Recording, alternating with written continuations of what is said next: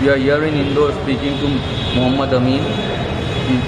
He was arrested by MP police in 2008 on the charges that he was pasting posters and distributing pamphlets supporting Simi. So we are going to discuss him about the allegations of the police, how much they were true. तो मोहम्मद अमीन साहब बतलाइए कि police ने आप पर इल्ज़ाम लगाए हैं कि आप सिमी के पोस्टर चिपका रहे थे, उनके पैम्पलेट बांट रहे थे, सफदर नागौरी के लिए कैंपेन चलाया था रिलीज़ करने के लिए। तो क्या है एलिगेशन उनके सही हैं? वो बिल्कुल झूठे एलिगेशन है, कुछ भी सच्चाई नहीं है एलिगेशन में। पुलिस ने जो है फर्जी तरीके से बुला के मुझको, तो इनके पुलिस वाले आए, मुझको बुला के ले गए एसपी ऑफिस, और एसपी ऑफिस इसलिए बुला के ले गए कि बोले साहब बुला रहे हैं, आपको मिलना है, साहब मिलना चाहते हैं। मुझको बुला के ले गए। साथ में सबसे पहले इन्होंने ये करा, मैं यहाँ था नहीं, अपने घर पे था नहीं, मैं सामान लेने गया था अपने काम के लिए। तो घर पे आके पूछा इन्होंने मेरा कि बोले कहाँ है, तो घर वालों ने कहा भाई काम का सामान लेने गए मार्केट। तो उन्होंने क्या करा कि मेरे बड़े भाई जो हैं उनको साथ में बिठा के ले गए, बोले चलो कहाँ गए मार्केट, अपन देख लेते हैं इनको। तो मेरे बड़े भाई इन्होंने कहा चलो देख लेते हैं साहब। बड़े भाई जब गए देखने साथ में, तो मार्केट ना जाते हुए सीधे थाने में ले जाके मेरे बड़े भाई को इन्होंने बिठा दिया, और घर पे फ़ोन लगा के कहा इन्होंने कि हमने इसको यहाँ थाने बिठा दिया है, और अमान को तुम ले आओ और इसको ले जाओ।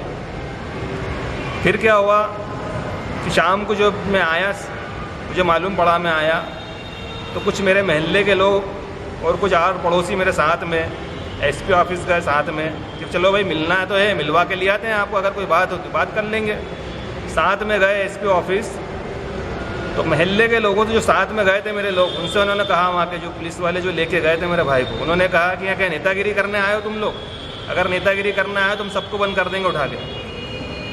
उन दो लोगों ने ये बात कही, और मुझे ले जाके इन्होंने छोटी ग्वालटोली थाने में जो है बिठाया, और उसके बाद जो है मेरे बड़े भाई को इन्होंने छोड़ा। उसके बाद इन्होंने जो है घर वालों से कहा कि भाई साहब आ जाते हैं, पूछताछ करके जो है आपको छोड़ देंगे। मगर इन्होंने 5 दिन तक के मुझे जो है फिर उसके बाद जो है टॉर्चर करते रहे, और मुझसे कहते रहे कि सफदर नागौरी से और दीगर लोग जो हैं इनसे तुम्हारा कोई ताल्लुक़ है, तुम्हारा कोई संबंध है, तुम इन्हें जानते हो। तो मैंने इनसे ये कहता रहा साहब मेरा कोई ताल्लुक़ नहीं है, मैं नहीं जानता इन लोगों को, ना मैं इनको पहले जानता था ना अभी जानता हूँ। मगर ये मुझे 5 रोज़ तक के टॉर्चर करते रहे इसी तरह। जब घर वालों ने जब 5 रोज़ तक के इन्होंने मुझे नहीं छोड़ा, तो उन्होंने कोर्ट में मेरे लिए एक बेल लगाई उन्होंने कि भाई हमारा शख्स को ले गए हैं, और इन्होंने छोड़ा नहीं। तो उसके बाद इन्होंने मुझे शो करा, मीडिया में मेरा शो करा, और इन्होंने 3, 10, 13 लगा के जो है मुझे शो करा, और 7 दिन का फिर मेरा रिमांड लिया इनका। और 5 दिन में मुझे इन्होंने हर तरह से टॉर्चर करा, हर तरह से मतलब टॉर्चर करते रहिए, मारती रहिए, लटों से मतलब काफ़ी मारा इन्होंने। ऐसी कोई जगह नहीं थी जो सूझ नहीं रही थी, सब हाथों पे, पैरों पे, पीठ में, सब दूर इन्होंने लट से। और मारने में खुद उस वक्त का एसपी अंशुमन यादव था, और मनोज सिंह जो था एडिशनल एसपी, ये 2 ही साथ में शामिल थे। इन्होंने खुद भी, अंशुमन यादव ने बैठ के खुद बोला कि इसको मारो, और एडिशनल एसपी ने खुद ने मारा मुझे, एडिशनल एसपी ने खुद ने मारा। 2 लोगों से पकड़ाया मुझे, थाने के 2 जवानों से, और एडिशनल ने जो है खुद मुझे मारा, और काफ़ी देर तक के मारते रहे ये लोग। तो आपको जो पोस्टर केस है ये तो अलग है, उसमें आपको बेल मिली, अभी भी केस चल रहा है। आप पर और भी इल्ज़ाम लगाए गए कि आप अहमदाबाद दास में भी आप मुलजिम हैं। उसके बाद मुझे जो है 2 महीने में जो है बेल मिली है, मेरी चार्जशीट पेश ना कर पाए, उसके आधार पर मुझे 3, 10, 13 में जो है मुझे बेल मिली। उसके बाद कुछ ही महीनों बाद जो है गुजरात में ब्लास्ट हुआ, उसके बाद फिर ये मेरे गने आए, फिर उसी बात को लेकर आया, बोले साहब बुला रहे हैं, मिलना है आपको। तो मैंने चलो, अपना तो कोई अपराध तो है नहीं, अपन ने कोई क्राइम किया नहीं, अपन कोई मामला नहीं है। फिर मैं चले गया, फिर मैं अपने भाई के साथ गया, उन्होंने बोला ठीक है साहब आ रहे हैं, पूछताछ करके अभी इनको छोड़ देंगे। मगर हुआ क्या कि जो लोग मुझे ले गए थे, बुला के ले जाने वाले वही 2 लोग थे जो पहले मुझे ले गए थे, पहले भाई को जो उठा के ले गए थे वही 2 लोग थे। उन्होंने बोला अभी साहब आ रहे हैं, साहब कहीं ड्यूटी पे हैं, अभी आते हैं, आपसे पूछताछ करके आपको छोड़ देंगे। ऐसा होता ही रहा, मगर ऐसा हुआ नहीं, साहब आए नहीं। ये रात को फिर इनके साहब आए, इनके साहब जो है ATS के जो साहब थे, इनका नाम मेरे जहन में नहीं आ रहा है। फिर वो साहब आए, उन्होंने वही पूछताछ शुरू करी मुझसे। बोले गुजरात में ब्लास्ट हुआ है, गुजरात में बोले कोई हाफिज़ है, बोले वो तुम्हें जानता है, वो यहाँ आया था। तो मैंने उनसे यही कहा, साहब मैं मस्जिद का ज़िम्मेदार हूँ, इस मस्जिद में बहुत नमाजी आते हैं, बहुत नमाज़ पढ़ते हैं और चंदे वाले भी आते हैं। तो चंदे वाले अक्सर पूछते हैं कि भाई मस्जिद का ज़िम्मेदार कौन है, इजाज़त चाहिए हमें, चंदा करने के लिए पूछना रहता है, इजाज़त चाहिए हमें। तो मैंने, हो सकता है अगर कोई आया हो और अगर किसी ने मेरा पूछा हो और किसी को मेरा नाम ध्यान रह गया हो, तो उसने कभी बताया हो, आप किसी ने पूछा हो कि आप इंदौर गए थे या ना गए थे, उनने बताया हो कि हाँ साहब मैं इंदौर गया था, मगर मैं किसी को नहीं जानता फेस टू फेस, या मेरी किसी से बात नहीं हुई। तो 8 महीने आपको गुजरात की जो बम ब्लास्ट के जो केस में आपको 8 महीने जेल में रखा गया। उसके बाद इन्होंने मुझे इसमें भी 5-6 दिन अनलीगल रखा। अच्छा। और मारते रहे और पूछते रहे कि फलां शख्स तुझे जानता है, तू उसको जानता है कि नहीं जानता।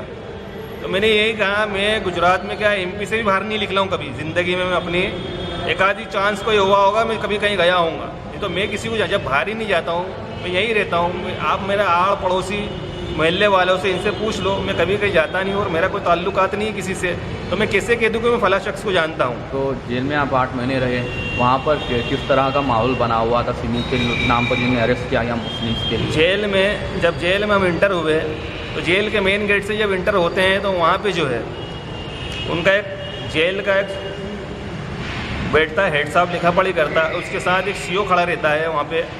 इंटर होते ही बोले सिमी वाले आ गए, आतंकवादी लोग आ गए हैं। तो उन्होंने क्या करा, बोले कपड़े उतारो और मुर्गा बन जाओ। मुर्गा बनने के बाद वो लट लेता है और वो लट से जो है 5-10 लट जो है मारता है। उसके बाद जो है वो कपड़े हाथ में देते हैं और अंडरवियर में बोले आप सीधे चौक में चले जाओ। जब चौक में जाते हैं तो चौक में चक्कर जेलर बैठता है, तो वहाँ मुर्गा बनाता है वो और वहाँ पे वो पिटवाता है। चक्कर जेलर पिटवाने के बाद जो है फिर बोले जाओ इनको सेल में ले जाकर पटक दो। वो सेल हैं 6x8 की या 6x6 की सेल होती हैं, उसमें लेटरिन भी उसी में बनी हुई होती है, पानी का मटका भी उसी में होता है। और शुरुआत में तो जब हमें जेल में पहुँचाया था तो ये जो है 24 घंटे बंद रखते थे, सिर्फ नहाने के लिए खोलते थे। 24 घंटे सेल में बंद रखते थे, खोलते भी नहीं थे। काफ़ी दिन तक के ये बंद रखा है इन्होंने। फिर बड़े अधिकारी से इनके बात हुई तो उसने मोहलत दी कि भैया इनको आधा घंटा खोलो।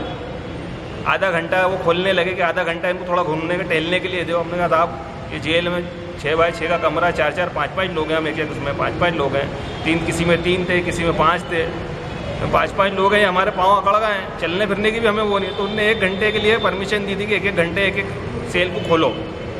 तो इस तरह खोलते थे वो, बाकी बंद रखते थे, हमें नहाने के लिए खोलते थे। उसी कमरे में लेटरिन भी करना है, उसी कमरे में खाना भी है और उसी कमरे में सोना भी था। और उसमें लाइट की कोई व्यवस्था नहीं, लाइट बाहर लगी हुई थी, मच्छर भी उसी में, पंखे की कोई व्यवस्था नहीं, सब उसी में रखते हैं वो लोग। तो 8 महीने के बाद जब बाहर आए तो सोसाइटी का कैसा हाल था? आपके घर वालों को आपको किस नज़रिए से देखा गया है? सोसाइटी का ये हाल था कि सोसाइटी ने कभी हमें इस नाम से या इस तरह जाना नहीं था कि कोई हमारा आतंकवाद से कोई लेना देना है। सोसाइटी में आए तो सोसाइटी हम पे बड़ा ताज्जुब करती थी कि भाई आपका तो ऐसा कोई मामला नहीं था, मगर आपको कैसे फंसाया गया इस सारे मामला में? पेपर ने आपका छाप दिया, पेपर लिख रिया है कि आप बम बनाते थे, पेपर ने आपको ऐसा छापा आप बम वेल्डिंग करते थे, जबकि मेरा वेल्डिंग से कोई लेना देना नहीं है। मैं तो वाइंडिंग का काम करता हूँ, इलेक्ट्रिशियन हूँ, इलेक्ट्रिक का काम करता था। मगर आउट साइड में ये सोसाइटी में इसका असर बहुत ख़राब पड़ा। लोग बड़ा उससे देखने लगे हमें कि भाई ये फलां लोग हैं, इनका ऐसा ताल्लुक़ है, या ये आतंकवादी लोग हैं, दहशतगर्द हैं। मगर हमारा आज तक के किसी से आड़ पड़ोसी से भी झगड़ा नहीं इस मामले में। कभी हमारी कोई FIR नहीं किसी भी मामले, कोई थाने में कि किसी से झगड़ा करा हो इन्होंने। 2008 से पहले आपकी कोई एक केस भी नहीं था? कोई भी एक केस नहीं था 2008 से पहले, ना 2008 के बाद। इन्होंने जो केस बनाए हैं वही केस हैं, उसके बाद से हमारा पर्सनली या कोई आज तक के किसी से भी कोई केस नहीं है।